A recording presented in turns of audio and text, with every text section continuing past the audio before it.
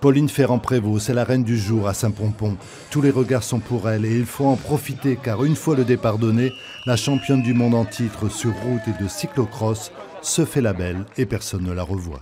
C'était le but d'essayer de monter toutes les bosses en vélo et ouais, d'être propre en descente, de ne pas tomber, de ne pas faire d'erreur, pas crever et puis voilà, c'est quand même une répétition. Ses concurrentes sont très vite très loin, souvent en pleine déroute. Il n'y a que Margot Moschetti, lauréate à Marseille il y a 3 semaines, qui fait mine de tenir tête.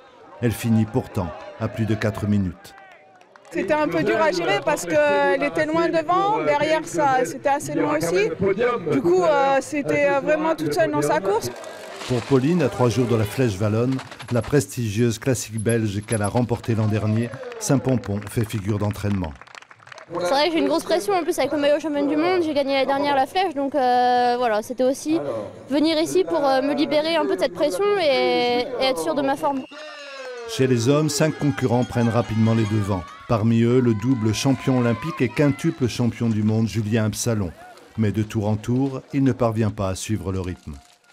Un très mauvais choix de pneus, j'étais parti dans l'idée qu'il allait plus pleuvoir et que ça allait plutôt maintenir à sec.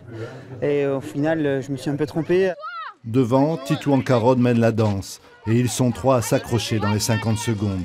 C'est finalement Maxime Marotte, 4e à la mi-course, qui remonte tout le monde et finit brillant vainqueur. Je pense qu'on a tous fait quelques erreurs parce que c'était tellement glissant. Mais voilà, il fallait essayer de limiter la casse, pas s'énerver.